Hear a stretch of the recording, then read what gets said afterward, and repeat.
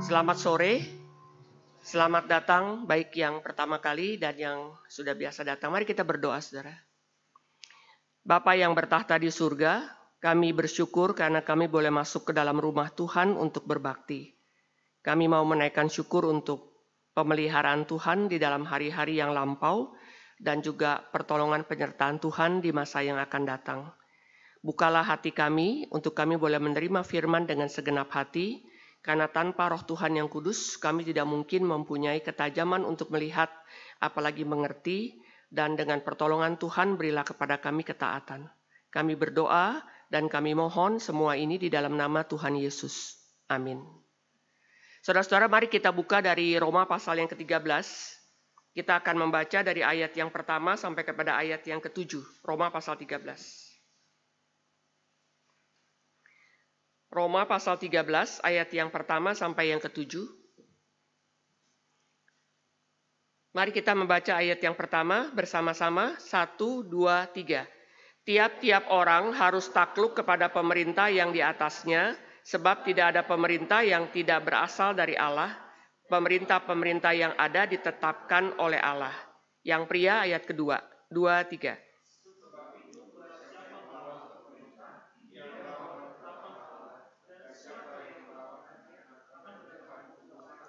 Yang wanita ayat 3, sebab jika seorang berbuat baik, ia tidak usah takut kepada pemerintah, hanya jika ia berbuat jahat.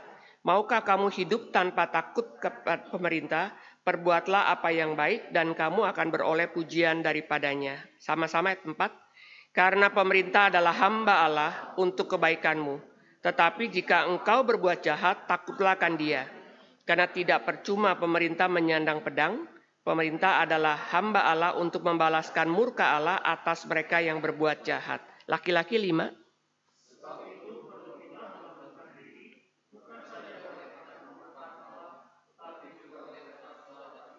Wanita, itulah juga sebabnya maka kamu membayar pajak. Karena mereka yang mengurus hal itu adalah pelayan-pelayan Allah. Yang pria 7.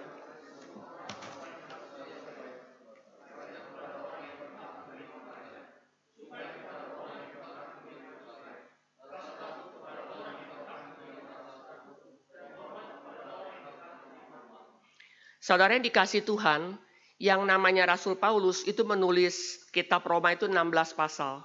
Pasal pertama sampai ke-8, beliau menulis mengenai konsep keselamatan. Pasal 9 sampai 11, bagaimana keselamatan yang direncanakan Allah itu terjadi di dalam sejarah. Mulai pasal 12 sampai 16, dia berbicara mengenai etika Kristen. Jadi etika Kristen itu dasarnya adalah mengenai konsep keselamatan. Maka di dalam pasal 12, Roma 12, coba saudara buka Roma 12 ayat yang pertama. Apa yang dituliskan oleh Rasul Paulus dalam Roma pasal 12 ayat yang pertama.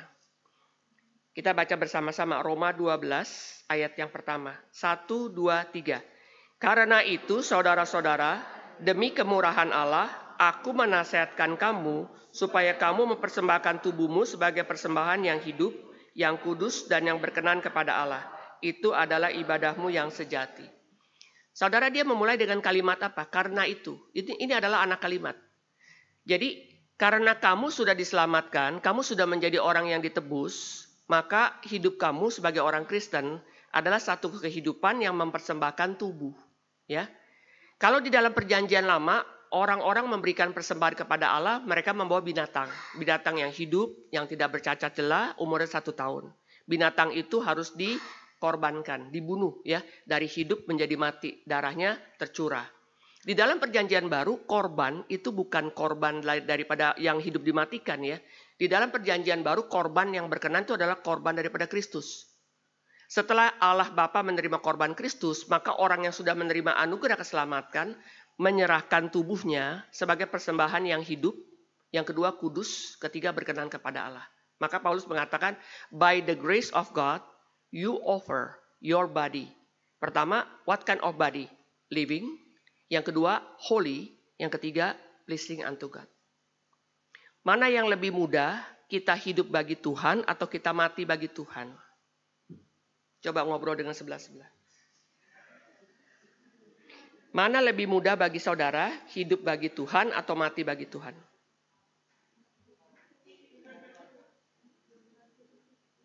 Mana yang lebih mudah? Pertanyaan saya lebih mudah ya. Mana lebih mudah, hidup bagi Tuhan atau mati bagi Tuhan? Ada yang mau jawab? Angkat tangan. Ya, hah? Mati bagi Tuhan lebih mudah ya. Oke, kamu Kristen mau menyangkal iman nggak? Nggak, saya potong kepalanya. Ya, kenapa mati bagi Tuhan lebih mudah?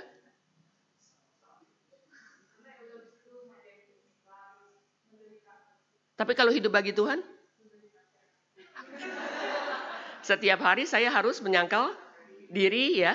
Tidak berbuat dosa tapi hidup bagi Tuhan. Nah, untuk kita menyangkal diri dikatakan apa? Kita harus mempersembahkan tubuh itu ya. Yang hidup, kudus, dan berkenan. Dikatakan apa? Itu adalah ibadahmu yang sejati. That is your spiritual worship. Kita berpikir kalau kita ke gereja nggak terlambat udah ibadah yang paling bagus. Enggak. Bagaimana saya hidup dari hari Senin sampai hari Sabtu? Ada satu orang saudara ya, dia ini pengacara yang terkenal. Kalau saya sebut namanya pasti saudara kenal. Tapi background keluarganya Katolik. Bapaknya terkenal ya sebagai pengacara kelas-kelas kakap saudara.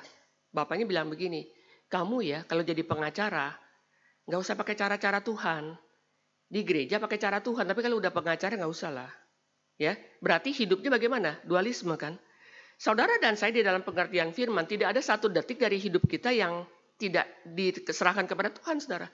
You offer your body, living, holy, pleasing unto God. Bentuknya itu present tense.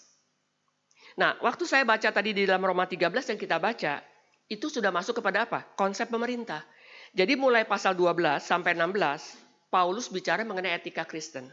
Ya, banyak orang, etika ini apa ya? Etika bisnis apa ya? Etika pergaulan apa ya? Seluruh landasan daripada etika Kristen itu firman, saudara. Ya, bukannya jawaban yang hanya sebentar. Paulus mengatakan begini, semua pemerintah yang ada di dunia itu ditetapkan oleh Allah. Saudara baca lagi ayat pertama. Roma 13 ayat pertama. Kita baca sama-sama ya. 2, 3. Tiap-tiap orang harus takluk kepada pemerintah yang di atasnya. Sebab tidak ada pemerintah yang tidak berasal dari Allah. Dan pemerintah-pemerintah yang ada ditetapkan oleh Allah. Pemerintah saudara, mau pemerintah itu adalah ateis, atau pemerintah itu adalah komunis, atau sosialis, atau itu demokrasi, atau pemerintah itu adalah kerajaan ya. Itu ditetapkan oleh Allah. Nah, ini ada sejarah. Bisa tolong diperlihatkan Louis ke-14 ya. Terjadinya demokrasi di Prancis mulai daripada Louis ke-16, saudara. Jadi ini adalah Louis ke-4, ini yang ke-16, ini ke-14, kakeknya si Louis ke-16. Sekarang coba lihat, Louis ke-14, nah ini. Jadi di dalam Louis ke-16 dan istrinya Antoinette, itu terjadi revolusi Prancis, sehingga Prancis mulai pada Louis ke-16 sampai hari ini tidak lagi berbentuk kerajaan. Presidennya Sarkozy kan sekarang? Ya, oke. Nah begini ceritanya saudara. Oke, gambarnya boleh Jadi begini, pada waktu raja itu di Prancis, seluruh raja di Prancis pada waktu dinobatkan menjadi raja, mereka selalu dinobatkan itu di gereja, namanya gereja Notre Dame di Paris. Ya. Jadi pada waktu kami berada di Paris bersama-sama dengan Pak Tong dan beberapa hamba Tuhan, Pak Tong mengatakan begini, kalau kamu ada di Paris satu hari, kamu mesti pergi ke museum Louvre, yang kedua pergi ke Notre Dame. Saya tanya, Pak Tong di seluruh Prancis ini gerejanya Katolik. Prancis kan Katolik ya, oke. Kenapa mesti Notre Dame? Kan gereja Katolik banyak sekali. Oke, Pak Tong mengatakan begini, tolong kasih lihat gereja Notre Dame. Siapa tahu saudara suatu hari ke Paris, jangan lupa. Nah ini, ya. Saudara lihat gereja ini pernah terbakar ya beberapa tahun yang lalu. Kenapa uniknya saudara? Uniknya itu bukan masalah bangunan. Karena setiap raja yang dilantik, ditabiskan menjadi raja, mereka mengakui bahwa di atas mereka tuh ada yang lebih tinggi, itu Tuhan. Maka bukan dilantiknya itu di gedung DPR, bukan saudara, di gereja. Jadi mereka menyadari saya sebagai Raja Prancis, berkuasa atas seluruh Prancis dan negara jajahan Prancis, tapi di atas saya ada yang lebih tinggi, itu Tuhan. Jadi di gereja ini saudara, itu banyak mahkota-mahkota yang ditaruh di gereja di pinggir-pinggir saudara. Kalau saudara ke gereja Katolik kan pasti ada ruangan-ruangan di sebelah kiri dan kanan. Itu mahkota. Saya nggak tahu ya mahkotanya masih ada nggak, karena ini pernah kebakar saudara. Apa masih ada apa enggak. Jadi itu sangat bersejarah. Oke, terima kasih. Ya. Sesudah si Louis ke-14 dilantik menjadi raja, dia tidak lagi dinobatkan di Notre Dame. Karena di Istana Versailles, tolong kasih lihat Istana Versailles. Nah, istana ini dibangun sama kakeknya, si Louis ke-14. Dan di dalam istana ini ada gedung konser dan ada gereja. Disitulah si Louis ke-16. Ya, ini gereja. Ini masih begini, saudara. Waktu kami ke sana juga pemandangannya seperti megah sekali ya. Terima kasih. Nah, begini saudara ceritanya. Jadi pada waktu itu Prancis mengalami satu kesulitan. Rakyat itu sampai gak ada, mereka kan makan roti ya. Mereka tuh untuk bahan pangan utama itu gak ada. Mereka tuh betul-betul susah. Lalu salah satu penasehat raja mengatakan, raja, rakyat ini begini susah, mereka tidak bisa makan roti. Lalu istrinya si Louis ke-16 mengatakan, kalau nggak ada roti, makan aja kue. Ya, orang Prancis kan suka makan brioche, French pastry. Ya, bagaimana bisa makan kue loh, roti aja nggak ada? Itu kue kan lebih mahal ya, karena dia tidak bisa mengerti penderitaan rakyat. Ini sangat berbahaya. Maka sudah tidak lagi bisa ditunda ya. Mereka betul-betul mengadakan revolusi. Saudara kalau ke Paris ke museum ini, museum namanya Louvre ya. Di depannya tuh ada gambar, ada satu sculpture ya. Jadi apa? Batu yang diukir menggambarkan bagaimana keadaan rakyat. Nah, saudara-saudara, akhirnya rakyat saking marahnya mengatakan apa? Ini uskup yang paling tinggi di Prancis kita harus bunuh, lalu ususnya kita pakai untuk mengikat paus yang ada di Roma. Mereka kan Katolik semua kan? Mereka marah sekali. Nah, sejak itu Prancis tidak lagi menjadi negara yang sangat menekankan mengenai agama. Apa yang ingin saya pelajari, saudara? Yang saya juga ingin saudara mengerti. Orang yang di dalam kuasa tertentu itu sudah lupa akan posisinya. Ya. Jadi kalau orang itu belum mencapai satu status, saudara ya, dia masih bercita-cita, masih mempunyai pemikiran-pemikiran yang ideal. Begitu dia sudah ditampuk kekuasaan, biasanya itu lupa. Semua manusia. Jadi kenapa pemerintah itu begitu penting sampai Paulus tulis? Karena pemerintah itu adalah kuasa yang mengatur. Dan di setiap negara tidak mungkin tidak ada pemerintah. Ya, pemerintah yang paling jelek pun itu juga ditetapkan oleh Allah. Karena pemerintah itu mempunyai 3 kuasa. Pertama, kuasa ekonomi berasal dari pajak. Kedua, pemerintah mempunyai kuasa militer karena di sini dikatakan bisa menyandang pedang. Ya. Yang ketiga, pemerintah punya kuasa politik.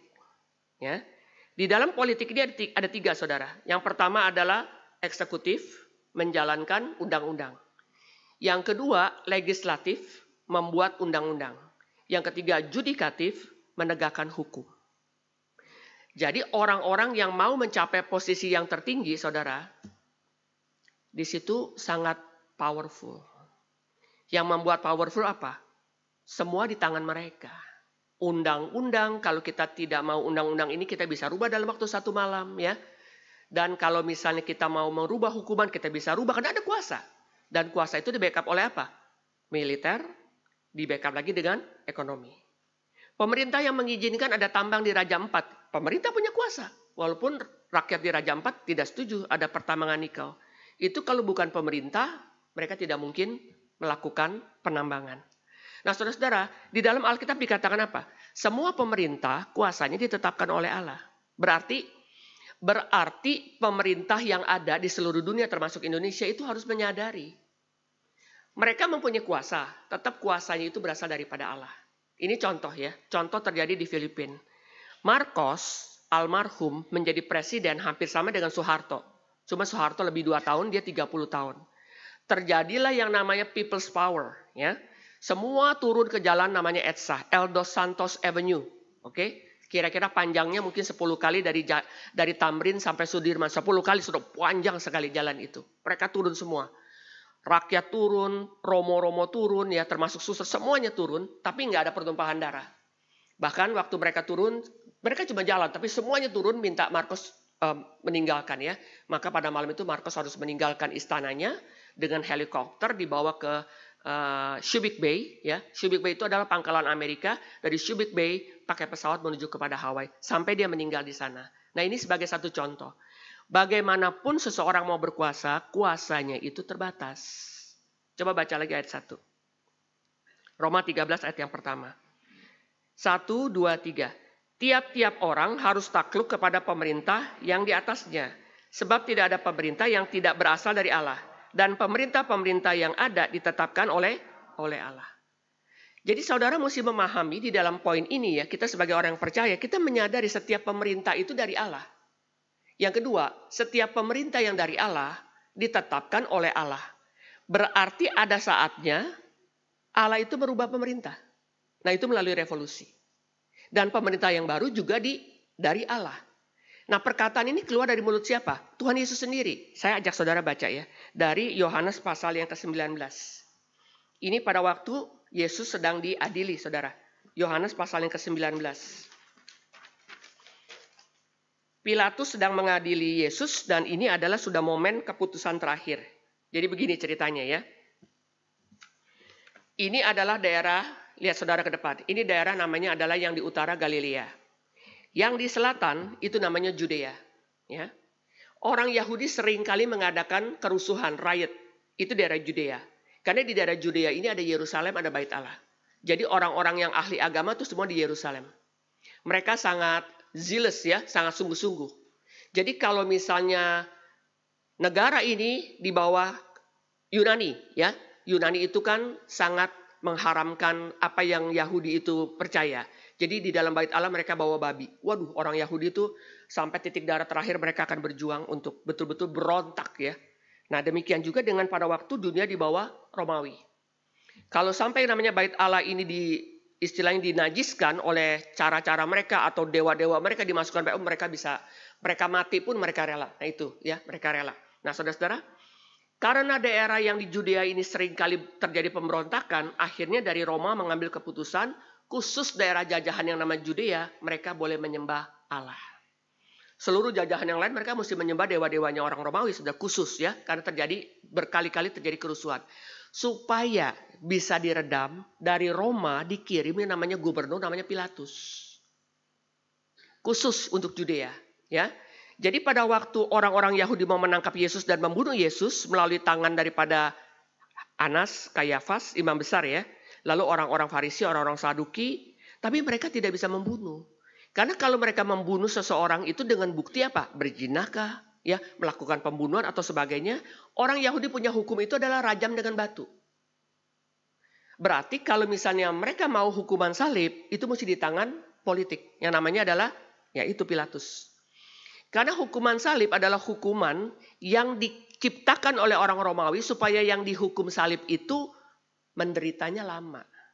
Contoh ya, kalau yang disalib Pak Adolf, dia nggak langsung mati saudara. Karena darah itu keluar tes ya, pelan-pelan ya. Itu bisa sehat Pak Adolf bisa seminggu. Itu menderita sekali kan. Sampai darahnya itu sudah mau habis, jantungnya berdetak ya. Jadi jantung jadi bengkak, napas ngos-ngosan dia. Mereka menciptakan salib itu untuk betul-betul menyiksa. Dan itu tidak mungkin dijatuhkan kepada orang yang namanya Roman citizen. Itu dijatuhkan kepada orang yang non-Roman citizen. Oke. Sekarang mereka pingin ya Yesus dijatuhkan hukuman salib. Makanya mereka kong kali kong dengan si Pilatus. Pilatus berusaha kan untuk periksa ya. Pilatus bilang apa kesalahannya? Kayaknya kesalahannya masalah agama nggak cocok dengan hukuman mati. Menurut pemerintah Roma. Lalu ya Pilatus bilang, loh aku tidak mendapatkan kesalahan apapun kepada orang yang kamu bawa untuk aku adili. Pilatus mengatakan nggak ada kesalahan yang cocok dengan hukuman mati. Adilin saja menurut agama kamu. Mereka bilang, oh kami nggak bisa mengadili. Karena kalau hukuman mati bukan di tangan kami. Karena kami kan dijajah di tangan penguasa. Yang adalah namanya Romawi. Jadi ini ceritanya nih Pilatus udah tahap terakhir ya. Dalam integrasi kepada Yesus. Sekarang kita baca. Mari kita baca saudara. Dari Yohanes 19. Kita gantian ya. Dari 19 ayat 1 sampai kepada ayat yang ke-11. Yang laki-laki ayat pertama.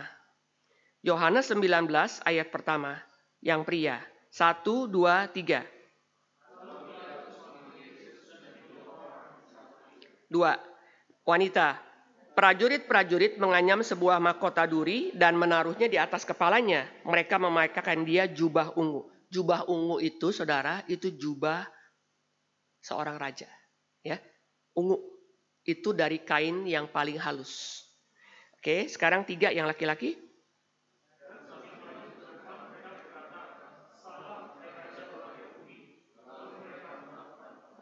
4.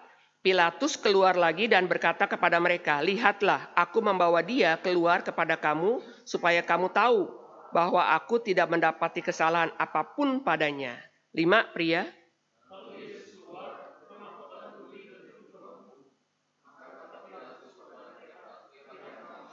6, ketika imam-imam kepala dan penjaga-penjaga itu melihat dia, berteriaklah mereka, salibkan dia, salibkan dia.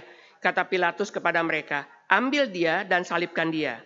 Sebab aku tidak mendapatkan kesalahan apapun kepadanya. Jadi udah ambil keputusan ya. Pilatus katakan ambil, salibkan. Berarti hukum Romawi jatuh kan. Sekarang ayat 7 yang laki-laki 2, 3.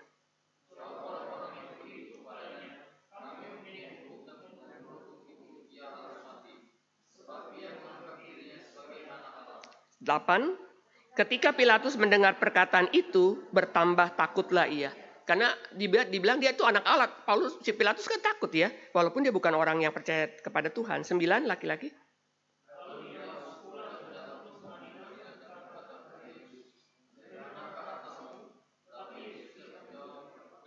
Jadi waktu diinterogasi ya, diinterogasi terus nih sama si Pilatus supaya tahu kesalahannya apa. Yesus nggak jawab. Sekarang ayat 11 baca sama-sama. Ayat 10 baca sama-sama pelan-pelan. Ayat 10 ya. 1, 2, 3. Maka kata Pilatus kepadanya, tidakkah engkau mau bicara dengan aku? Tidakkah engkau tahu bahwa aku berkuasa untuk membebaskan engkau dan berkuasa juga untuk menyalibkan engkau? Saudara lihat kalimat ini. Kamu nggak mau jawab, saya interogasi. Kamu tahu nggak? Saya ini gubernur atas nama Kaisar di Roma. Saya punya kuasa bebasin kamu atau membuat kamu mati. Karena hukuman di tangan dia kan secara politik, ya kan? Saudara perhatikan jawaban Tuhan Yesus. Ini persis seperti yang Paulus tulis, ayat 11. 1, 2, 3. Yesus menjawab, engkau tidak mempunyai kuasa apapun terhadap aku, jikalau kuasa itu tidak diberikan kepadamu dari atas. Sebab itu dia yang menyerahkan aku kepadamu lebih besar. Yesus jawab apa? Kamu sekarang gubernur, memutuskan secara politik untuk saya disalib. Kamu tidak punya kuasa kalau Bapakku tidak memberikan kuasa. Semua pemerintah dapat kuasa dari Tuhan. Kuasanya dari mana? Jikalau Bapakku tidak memberikan kamu kuasa, Pilatus, kamu tidak ada kuasa untuk lepasin saya atau untuk membebaskan saya. Saudara paham di sini? Semua pemerintahan yang ada ditetapkan oleh Allah. Berarti Allah yang menetapkan pemerintah, Allah juga yang akan merubah pemerintah. Yang kedua, semua pemerintah ditetapkan oleh Allah, berarti kuasanya pemerintah adalah kuasa yang bersifat sementara. Karena Allah yang memberi kuasa itu kekal, tetapi manusia yang berkuasa sebagai raja, sebagai kaisar, sebagai presiden, sebagai dewan DPR, atau sebagai apa saja saudara ya, kuasa itu terbatas. Kalau Allah menetapkan kuasa kepada pemerintah, kita mesti mengerti. Berarti tidak ada satu pemerintah yang tidak bertanggung jawab kepada Tuhan.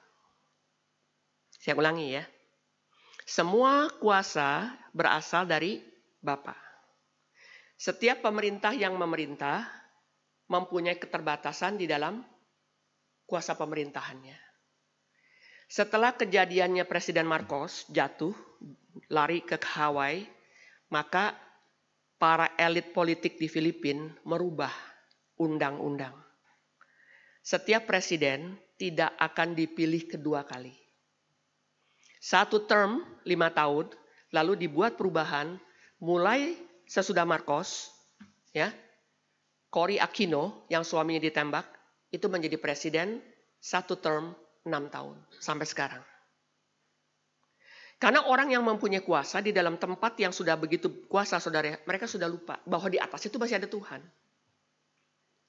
Semua kaisar di dalam kerajaan Romawi, ya, sesudah Kaisar Agustus yang lain-lainnya, saudara, mereka menobatkan dirinya itu sebagai dewa yang paling tinggi.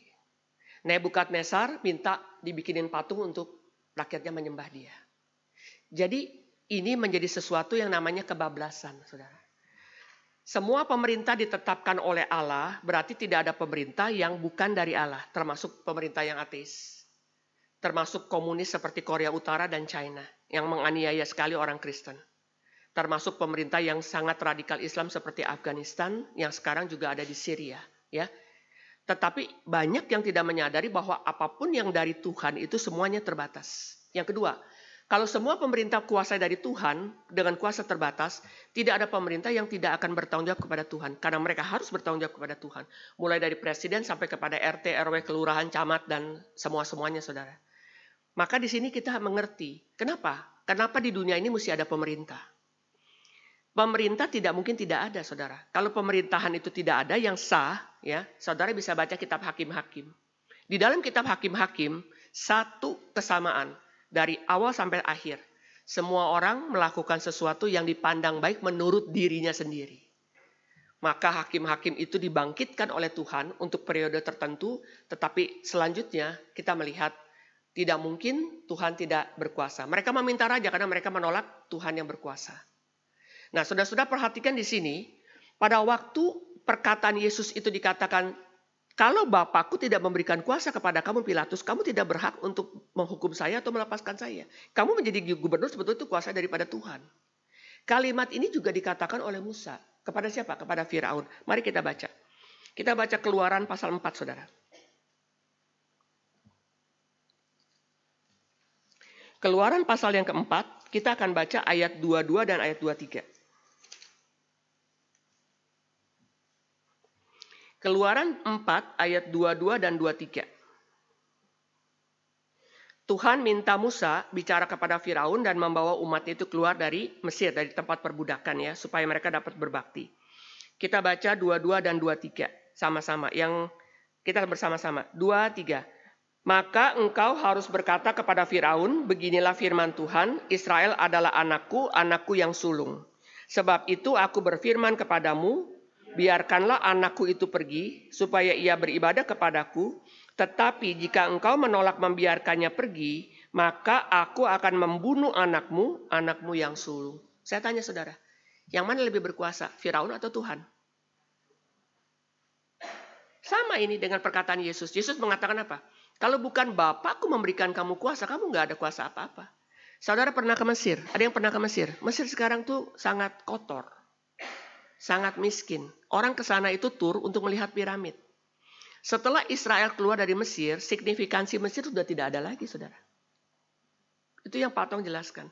Jadi segala sesuatu itu ada momennya. Bahkan Mesir sekarang sudah banyak orang-orang yang Islam. Mata uang mereka sangat rendah, saudara. Mesir. Maka mereka sekarang mulai buka museum itu mengenai Firaun. Firaun yang mereka gali dari piramid, ya. Mereka banyak turis yang datang ke sana. Tetapi negara itu sudah tidak ada signifikansinya lagi. Untuk dunia secara ekonomi, untuk ke Islam secara agama Kristen, nggak ada. Cuma orang mau lihat pada waktu itu mereka membangun piramid dan sebagainya. Kalau kamu melarang umatku keluar dari Mesir, aku akan membunuh. Jadi kuasa itu bukan di tangan Firaun, di tangan Tuhan yang Musa itu percaya. Saya ajak saudara baca lagi dari 1 Raja-Raja 22. Mari kita buka. 1 Raja-Raja 22. Apa yang dikatakan oleh Elia kepada Ahab, ya? 1 Raja-Raja pasal yang ke-22. Kita baca ayat 34 sampai kepada 37.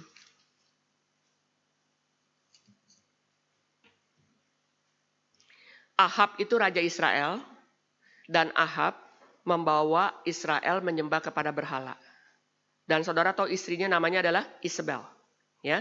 Seluruh Israel menyembah kepada berhala, Ahab menyembah berhala, istrinya menyembah Asiterot.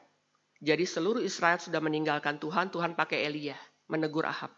3 tahun lebih tidak akan ada turun hujan. Kering luar biasa. Nah, ini perkataan daripada Elia kepada Ahab. Ayat 34 yang laki-laki baca. 1 Raja-Raja 22, 34, 1, 2, 3.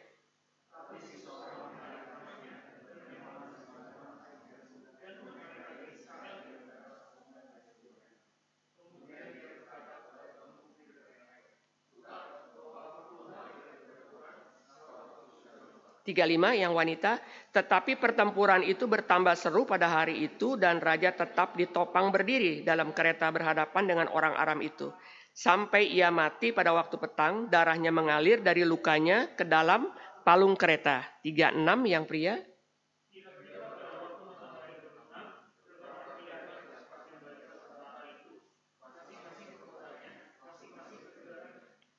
37 sama-sama. Raja sudah mati, maka pulanglah mereka ke Samaria, lalu mereka menguburkan raja di sana. Ahab berkuasa? Iya. Kuasanya bagaimana? Terbatas. Ahab berkuasa? Iya. Tetapi apa yang diberikan oleh Allah kepada Ahab sudah salah digunakan untuk membawa umat itu bukan menyembah kepada Allah, tapi menyembah kepada berhala.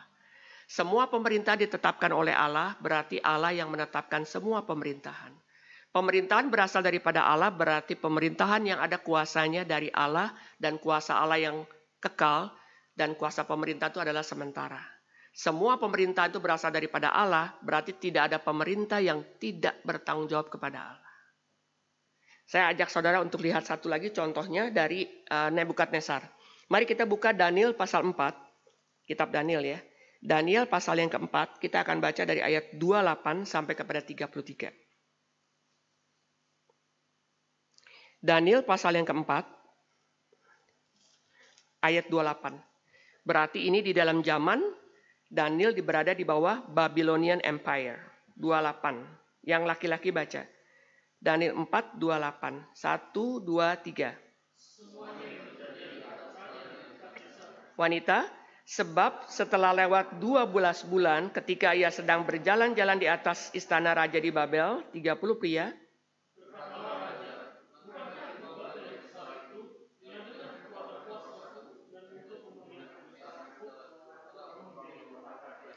saudara kalau pergi ke Jerman, saudara ke kota Berlin, ya, ada satu museum, kalau saya nggak salah namanya Pergamon namanya. Waktu saudara masuk museum itu, di depannya The Wall of Babylonian Empire. Itu temboknya kerajaan Babel tebal sekali saudara. Lebih tebal daripada tembok yang memisahkan Berlin Barat dan Berlin Timur. Tebal sekali. Wah, waktu kita lihat ini ya, kerajaannya megah sekali. Itu di Berlin, ada. Sampai sekarang masih ada. Kalau sempat jalan-jalan ke Berlin, saudara lihat itu. Saya kalau ke Berlin lihatnya museum itu sama saya lihat satu lagi tempatnya Hitler membunuh orang-orang Yahudi. Saya pergi ke sana. Dia bilang, Ibu Maria kenapa cari tempat ini? Saya mau lihat kejamnya seperti apa. Waduh, waktu saya lihat ya saya sedih sekali. Yang ditangkap itu orang-orang Yahudi itu dokter gigi, ya lawyer.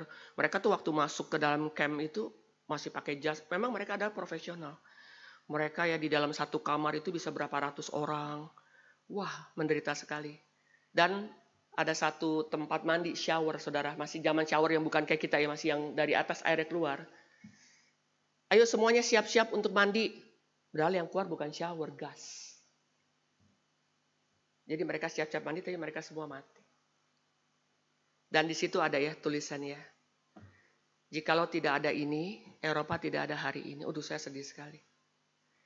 Di tempat itu ya, yang ada tulisan di sana, saudara. Suka ada orang taruh bunga. Jadi mereka, oke, mari kita siap-siap ya. Tahanan yang mau mandi. Yang keluar bukan air untuk mandi, gas. Semua mati. Karena gas itu. Jadi masih ada sisanya kamar mandi itu, maksud tempatnya gas itu. Sampai sekarang masih ada, saudara. Yang ranjang-ranjang barak-barak itu tinggal disisain ada 2 atau 3. Yang lain udah dibongkar. Luas sekali tempatnya. Saya bilang, waduh, kekejaman manusia.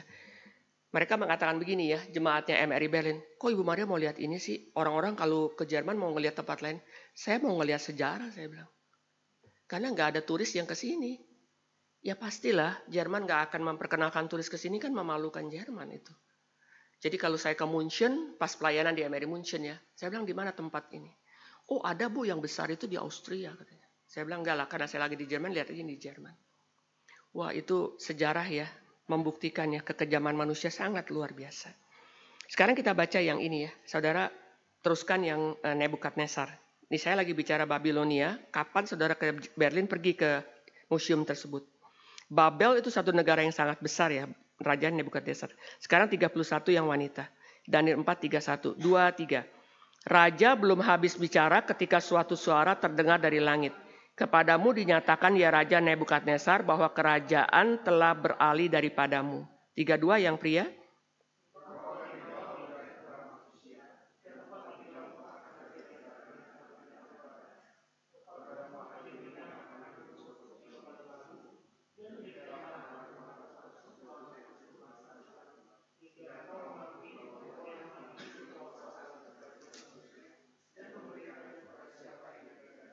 Tiga.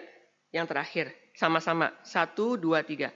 Pada saat itu juga terlaksanalah perkataan itu atas Nebukadnezar. Dan ia dihalau dari antara manusia dan makan rumput seperti lembu, dan tubuhnya basah oleh embun dari langit, sampai rambutnya menjadi panjang seperti bulu burung Raja Wali, dan kukunya seperti kuku burung. Siapa yang berkuasa? Kuasa dari mana? Dari Tuhan. Ini sejarah membuktikan. Yang ditulis oleh Paulus di dalam Roma, itu sesuai dengan perkataannya Elia kepada Ahab, sesuai dengan perkataannya daripada Musa kepada Firaun, dan sesuai dengan perkataannya Daniel di dalam perkataannya kepada Nebukadnezar.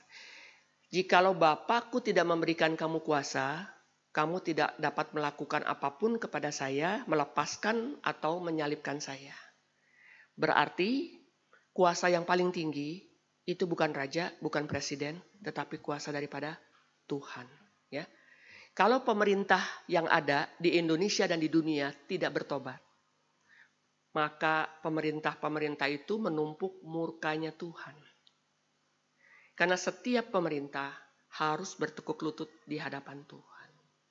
Kalau politisi Kristen ya, yang di daerah Sulawesi Utara, yang di Papua, kalau mereka ikut kampanye untuk jadi gubernur dan sebagainya, mereka begitu menang, dapat jabatan, sudah tidak lagi ada kekristenan, saudara. Salah satu itu Lukas apa namanya yang meninggal itu? Dia berobat ke Singapura karena dia kena diabetes, mesti cuci darah. Yang terakhir dia meninggal. Luar biasa korupsinya. Berapa banyak gubernur, wali kota yang Kristen itu kena operasi tangkap tangan? Apakah Alkitab ini mereka pelajari atau tidak mereka pelajari? Mungkin pengetahuan ada, tetapi hati yang takut akan Tuhan tidak ada karena kuasa terlalu besar. Jadi tidak heran kalau orang berlomba-lomba untuk menduduki posisi dewan. Ada kuasa ekonomi, ya. Ini bukan berapa miliar, saudara.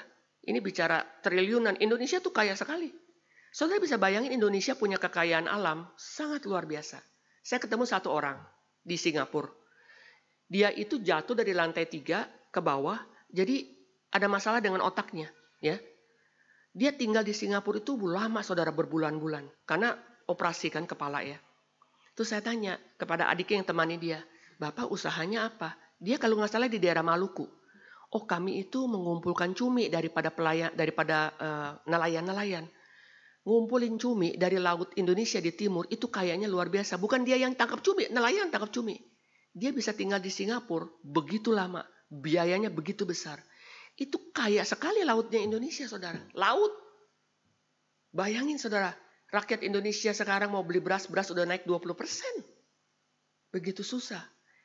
Ini kekayaannya kemana, saudara? Makanya kalau pemerintah tidak mengerti ya, dan tidak punya takut akan Tuhan, yang orang Kristen yang jadi pejabat ya, waduh, ini keadilan sosial bagi rakyat Indonesia mungkin agak susah, agak berat ya.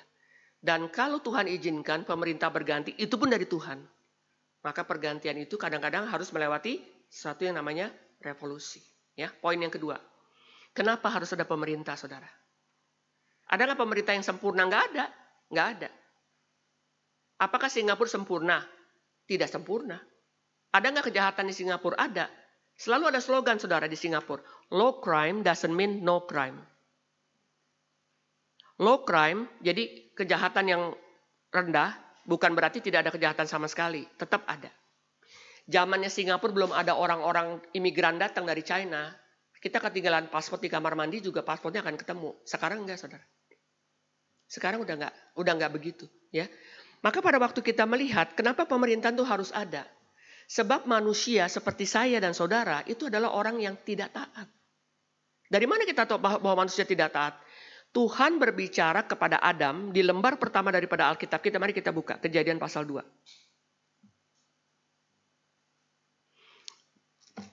Ayat yang ke-16 dan 17. Kejadian pasal 2 ayat 16 dan 17.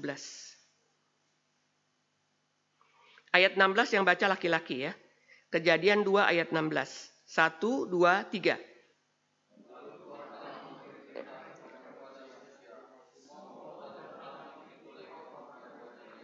Saya tanya, Tuhan memberi apa kepada manusia?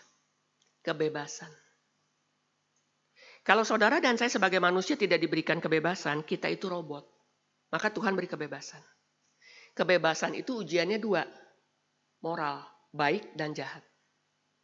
The foundation of freedom is morality. Ya, lihat orang itu moralnya saudara kalau dia sudah di puncak yang tinggi. Businessman yang sukses. Lalu misalnya apa yang sukses, pendeta yang jemaatnya ribu-ribuan yang sukses. Saudara lihat. The foundation of freedom is morality. Misalnya ya, waktu anak-anak masih kecil ikut mama papanya ke sekolah minggu, waktu remaja ikut kebaktian, lalu setelah SMA dia pergi sekolah di luar. Kebaktian enggak? Belum tentu. Karena dia bebas. Kamu di mana, Dek? Iya, tadi habis kebaktian, mah. Bohong. Ya, padahal jalan-jalan di mana? Di orchard atau hangout kemana. When you have freedom, moralnya bagaimana? Kalau you bebas ya, you punya gadget. Sekarang gadget itu sangat luar biasa, bisa AI, bisa ChatGPT ya. You have the freedom untuk menggunakan gadget kan. Bagaimana you menggunakan gadget tersebut? Dalam kebebasan yang ada pada kita. Di mana testingnya? Moralitas. Saudara, ini sudah dicatat dalam Alkitab. Semua pohon di dalam Taman Eden, buahnya boleh dimakan dengan bebas. Kebebasan itu sifat yang Tuhan beri kepada manusia. Ini adalah sifat yang paling krusial dari seluruh sifat. Kenapa paling krusial? Jikalau saya salah menggunakan kebebasan saya yang dari Tuhan satu kali aja, itu nggak ada arah balik. Sekarang yang wanita baca ayat yang ke-17. Kejadian 2:17. Ya, tolong dibaca. 1, 2, 3.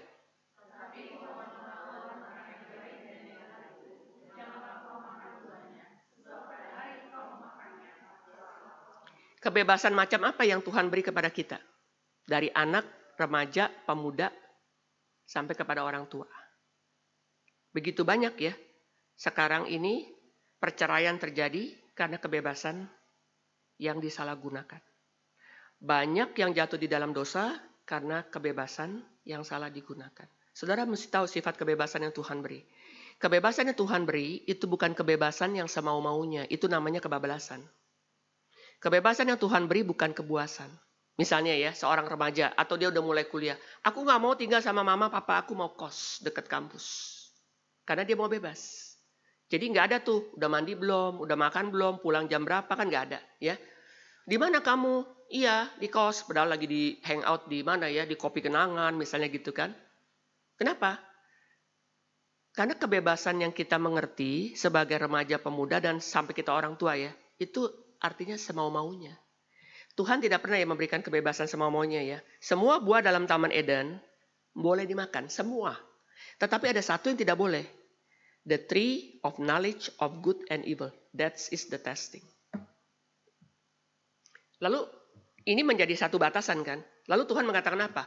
On the day that you eat, waktu kamu makan, hari itu kamu makan, you will die. That day. Bukan besok atau lusa dan sebagainya. Enggak. On that day. Lalu Adam dan Hawa memilih untuk taat atau tidak taat. Tidak taat kan? Maka dari mulai Adam sampai saya dan saudara, kita mempunyai status berdosa dan kita mempunyai potensi berbuat dosa. Tidak mungkin di dalam satu negara tidak ada pemerintahan. Walaupun pemerintah itu tidak sempurna, saudara. Tidak ada lebih kacau lagi, saudara. Karena pemerintahan itu adalah kuasa untuk mengatur. Kalau nggak diatur, lebih kacau lagi. Ya, saya heran kalau di Jakarta giliran lagi macet polisi nggak ada. Kita kan perlu ya, dia kagak ada, ya.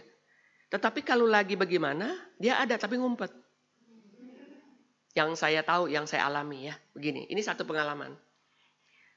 Waktu dulu kami punya satu cabang MRI di Pineng, waktu kerusuhan. Banyak kan orang sekolahin anaknya ke Pineng. Ada satu hamba Tuhan mau khotbah untuk jemaat Indonesia, karena kita sewa gereja Metodis di Pineng ya. Udah agak terlambat nih. Itu jalan-jalan verboden. Lalu dia pakai mobil, dia terabas. Karena ini lebih cepat, kalau enggak terlambat khotbah gitu kan. Polisi ngumpet dekat pohon. Polisi Malaysia, saudara. Ternyata sama Indonesia ya. Di stopin. Dia stop kan. Dia tanya. Tanyai pertama apa saudara? Bapak mau belanja saya berapa? Ini bahasa Malaysia ya, pasti kita bingung kan. Ini kan orang Indonesia. Dia bilang begini, saya bukan mau belanja, saya mau khotbah. Maksudnya, you mau bayar saya berapa? Kamu udah melanggar kan? Maksudnya gitu. Kamu mau bayar saya berapa? Dia bilang, dia nggak ngerti bahasa Malaysia. Saya bukan mau belanja Pak, saya mau khotbah. Akhirnya itu polisinya bohwat ya, nggak tahu bagaimana ya. Ya udah jalan deh katanya. Kamu udah melanggar kan mesti kan ditilang kan. Bayar aja saya gitu kan. Maksudnya tuh kasih dia duit. Bahasa Malaysia tuh agak bingung kita saudara. Ya, jadi sama. Kalau tidak ada peraturan, itu lebih kacau. Sama dengan lalu lintas saudara. Kalau nggak ada peraturan itu sangat kacau sekali. Jadi pada waktu saudara dan saya, kita ini orang yang sudah mempunyai sifat melanggar kebebasan karena keturunan Adam. Kita jangan menyangkal saudara. Di dalam diri kita, satu sifat rebellious itu sudah ada. Mau kita rebel kepada orang tua, rebel kepada guru, rebel kepada dosen, pokoknya ada. Itu sudah ada. Jadi tidak mungkin tidak ada pemerintah. Karena pemerintah adalah kuasa yang mengatur. Ya tidak seluruhnya kuasa ini juga benar saudara dalam mengatur. Nah sekarang saya masuk poin yang berikutnya. Kebebasan itu sangat krusial. Kenapa? Karena orang yang salah menggunakan kebebasan itu tidak ada arah balik saudara. Saya kasih contoh ya. Singapura satu negara yang mau ikut-ikutan negara berkembang, negara maju. Salah satu dia mau adakan namanya Formula One, balap mobil. Ada Schumacher dan sebagainya terkenal ya. Tetapi kan itu kotanya kecil. Jadi kapan mau balapan? Kalau kayak Eropa kan kotanya besar. Akhirnya dipakailah tempat perbankan. Namanya itu adalah Raffles. Ya. Bukan di Orchard, di Raffles. Jadi kalau malam udah nggak ada kantor kan. Jadi balapnya tengah malam. Itu ditutup. Jadi kantor semua udah tutup, itu buat balap. Sampai pagi, saudara. Ini pertama kali ya. Ini kejadian sungguh-sungguh. Ada seorang pemuda SMA. Dia bilang gini, kita coba yuk. Tempat balap itu, besok kan mulai balap, kita coba yuk. Pakai mobil babi gue. Mobil bapaknya itu BMW. Dia telepon teman-temannya yang SMA itu berempat, satu mobil. Dia mulai nyetir kayak gaya-gaya Schumacher, saudara. Ini mobilnya BMW ya. Tapi dia kan bukan pembalap ya. Akhirnya overspeeding. Terlalu cepat dia nggak bisa kendalikan. Kecelakaan. 4-4 mati. Ya, ini kan kebebasan yang digunakan dengan salah kan? Saya tanya, kalau mereka menyesal 4-4-nya hidup lagi nggak? Enggak kan? Nah itu. Kebebasan yang salah digunakan, no U-turn.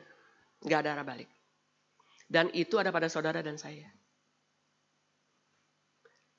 Jadi kalau kita bebas, Alkitab yang mengatakan apa ya?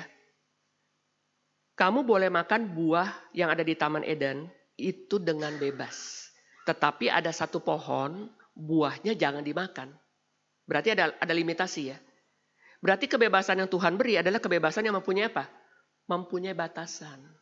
Bebas yang nggak punya batasan itu namanya bablas. Banyak kehancuran daripada kita. Tidak lagi bisa kuliah, ya, tidak lagi bisa kerja, tidak lagi bisa mempunyai rumah tangga, tidak lagi bisa utuh. Kenapa? Karena menyalahgunakan kebebasan. Itu satu kali disalahgunakan nggak ada arah balik lagi. Yang kedua, jadi kebebasan itu bersifat yang pertama ya, one way traffic, no U-turn. Yang kedua kebebasan bersifat apa? Yang kedua kebebasan bersifat paradoks. Saudara naik motor lebih bebas daripada saudara jalan kaki. Ya, saya suka pakai contoh ini kepada siswa kalau kakek regional. Kalian ke sekolah naik apa? Motor. Kenapa? Lebih cepat bu. Mau nggak kalau kalian naik motor tapi remnya nggak ada? Wah nggak bisa kecelakaan gitu ya. Kamu kalau udah selesai SMA masuk kuliah kan? Otaknya makin pandai kan dengan pengetahuan. Kalau hatinya nggak takut Tuhan? Bagaimana arah hidup kamu? Karena apa yang di dalam hati, conviction, ini akademik pengetahuan itu menjadi budak daripada conviction. Yang menentukan arah hidup kamu itu bukan pengetahuan, tapi you punya conviction, you punya iman, pengertian akan Tuhan. Setelah itu baru saya khotbah. Kamu pikir tambah pinter, tambah hebat, tambah maju. Tanpa kamu mempunyai Tuhan, saya tanya hidup kamu arahnya kemana? Baru saya khotbah. Yang tidak mau mendengarkan firman Tuhan, saya suruh keluar. Kan anak-anak SMA sudah gede-gede banget, saudara ya. Silakan keluar. Tapi kalau kamu dengar firman Tuhan hari ini, firman ini akan merubah hidup kamu sampai selama-lamanya. Jadi mereka mulai duduk baik-baik. Baru saya mulai khotbah. Jadi ada dua. Freedom, yang pertama, one way traffic. Ya. Yang kedua, freedom itu paradoks. Kereta api Wush bisa berjalan cepat 30 menit dari Jakarta ke Bandung. Dia hanya bisa berjalan di rel Wush. Dia nggak bisa berjalan di rel kereta api yang dari Gambir yang biasa. Kagak bakal bergerak, saudara. Berarti terbatas ya. Yang namanya mobil membuat kita nyaman. Tetapi kalau mobil itu dari Jakarta masuk ke Margonda Raya, waktu jam kerja, saudara bisa kemacetan. Ya lebih cepat dengan motor. Segala sesuatu itu ada batasnya. Jadi kalau saudara sebagai orang-orang Kristen yang sudah diselamatkan oleh Tuhan, bagaimana kita hidup menggunakan hidup kita melayani kebenaran Tuhan. Jikalau kebebasan yang ada pada saudara dan saya tidak dibatasi oleh firman, saudara akan kebablasan. Saya pakai contoh ya, binatang apa yang paling buas? Jangan binatang laut, karena ada nggak semua berenang kan di laut ya. Binatang di darat yang paling buas binatang apa? Singa ya, raja hutan. Oke. Kalau binatang yang namanya singa itu buas, lalu dia bebas, apa jadinya dengan saudara dan saya yang ada di ruangan ini, dia ada di luar? Saudara berani keluar nggak? Tapi kalau dia di luar di kandang, saudara berani keluar nggak? Ngerti ya? Jadi kebebasan, kalau tidak dibatasi, jadi apa? Kebuasan. Siapa yang berani keluar di taman safari waktu ada singa? Enggak kan? Karena dia bebas, saya terikat dong di mobil. Yang mana lebih aman? Saya aman di luar atau saya aman di dalam mobil di taman safari? Di dalam kan? Yang membuat kamu terbatas apa? Mobil. Paham? Alkitab diberikan kepada saudara dan saya untuk membatasi saudara supaya saudara apa? Mengalami kemerdekaan. Paradoks kan? Tapi kalau saudara mengerti kebenarannya, saudara akan hidup di dalam kemerdekaan yang Tuhan inginkan dan hidup di dalam relasi dengan Tuhan yang begitu indah. Tidur nyaman sekali, ya. Mau mengerjakan sesuatu dengan damai sejahtera.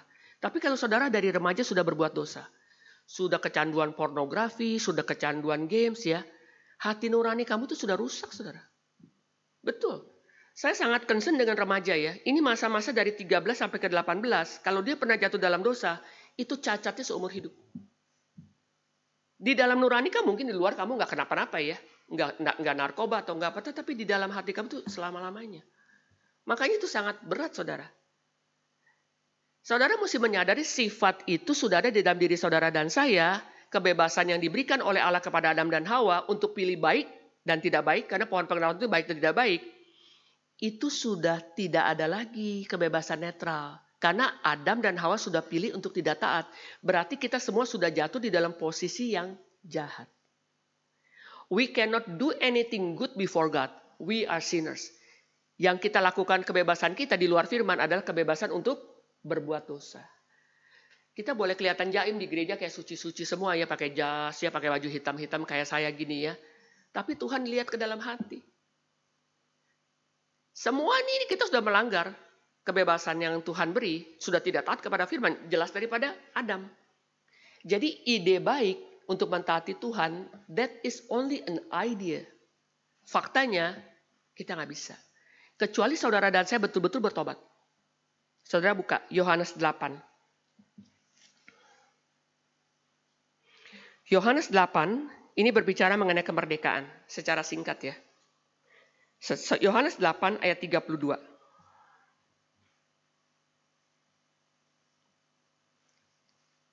Saya baca 30-31, saudara baca 32. Saudara perhatikan nih, ayat 30, Yohanes 8:30.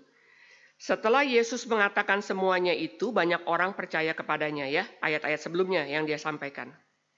Maka katanya kepada orang-orang Yahudi yang percaya kepadanya, jikalau kamu tetap di dalam firman-Mu, kamu benar-benar murid-Ku. Lihat saudara, lihat tangan saya nih. Kepada orang Yahudi yang percaya kepada Tuhan Yesus, yang percaya ya, dia katakan apa? Jikalau kamu tetap di dalam firman-Ku, percaya firman, ingat ya. Yang ketiga dikata apa?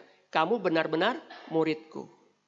Pertama ya, kepada orang Yahudi yang percaya, Yesus mengatakan apa? Jika kamu tetap di dalam firman, setelah percaya di dalam firman ya, bukan firman sekali-sekali, kamu adalah murid.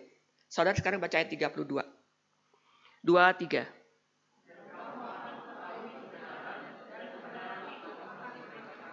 Lihat tangan saya. Kepada orang Yahudi yang percaya, Yesus mengatakan, jika kamu tetap di dalam firman-Ku, kamu benar-benar murid-Ku. Ayat 32 apa? Kamu akan mengenal kebenaran. Dan kebenaran itu akan? Jadi kamu hidup sebagai orang yang merdeka. Tidak diikat lagi oleh dosa. Kenapa? Pertama, kamu di dalam Tuhan. Percaya kepada Tuhan. Kedua, di dalam firman. Kamu menjadi murid. Dan kamu mengenal kebenaran. There is no shortcut. Saya mau mengerti kebenaran Tuhan dengan ikut kelas STTRI. You cannot do it shortcut. Kalau kamu tidak di dalam Tuhan, kamu belajar firman Tuhan sistematik teologi 1, 2, 3 sampai kapanpun tidak akan merubah hidup kamu menjadi hidup yang dipersembahkan kepada Tuhan. No shortcut. To those who believe, mereka di dalam firman, mereka menjadi murid. Yang keempat, you will know the truth. 4. Untuk mengerti kebenaran, itu bukannya sesuatu yang saban minggu kamu ke gereja mengerti. Betul-betul ada kesungguhan di dalam kita mempelajari firman dan mentaati. Kalau saya tidak mempunyai kesungguhan untuk mentaati, kebenaran itu hanya menjadi sesuatu yang kognitif. And the truth will set you free. Baca lagi ayat 32. Yohanes 8:32. 1, 2, 3. Dan kamu akan mengetahui kebenaran, dan kebenaran itu akan... Kebenaran yang memerdekakan yang mana? Kebenaran apa yang memerdekakan? Baca ayat 36. 36 ya. 1, 2, 3. Jadi apabila anak itu memerdekakan kamu, kamu pun... Jadi kebenaran yang mana? The truth in person. Kebenaran yang berpribadi itu adalah Kristus. Yang memerdekakan saya dari dosa siapa? Kristus. Kepada mereka yang percaya, jika kamu tetap di dalam firman, kamu adalah murid. Dan kamu akan mengetahui kebenaran. Lihat ya. Dan kebenaran itu akan memerdekakan kamu. Kebenaran ini apa? Is not knowledge. The person of Christ. Kalau saudara Kristen, saban minggu ke gereja, tetapi di dalam hidup saudara tidak ada Kristus, you tidak akan mengenal kebenaran dan tidak mungkin hidup di dalam kebebasan yang dibatasi oleh firman. Kiranya Tuhan memberkati jemaat di sini, dan ingat saudara, doakan pemerintah, karena setiap pemerintah, tingkat apapun yang ada, mereka akan bertekuk lutut di hadapan Tuhan. Mari kita berdoa. Bapa yang bertahta di surga, biarlah firman ini Tuhan taruh bukan hanya di dalam pengetahuan, tetapi di dalam hati kami. Kiranya Tuhan memampukan kami, boleh memahami kebenaran firman untuk kami mentaati, dan kami boleh mempersembahkan tubuh kami, hidup, kudus, berkenan. Satu kehidupan yang setiap saat menjadi satu korban yang kami sembah kepada Tuhan. Biarlah kami di masa muda, sampai kami kembali kepada Tuhan, kami hidup di dalam kemerdekaan. Bukan karena kami mampu merdeka, tetapi karena Tuhan memerdekakan kami dari dosa. Tuhan memberikan kami iman, Tuhan memberikan kami firman, dan Tuhan yang memampukan kami untuk dari sejak kami muda boleh hidup bagi Engkau. Pakailah umat Tuhan, apakah mereka adalah profesional, mahasiswa, pelajar, atau mereka adalah orang-orang yang berbagian di dalam pemerintahan negara ini. Tuhan berkati dengan pimpinan-pimpinan dari tingkat yang tinggi di pusat sampai di daerah, hati yang sungguh-sungguh takut kepada Tuhan. Dalam nama Tuhan Yesus, kami berdoa. Amin.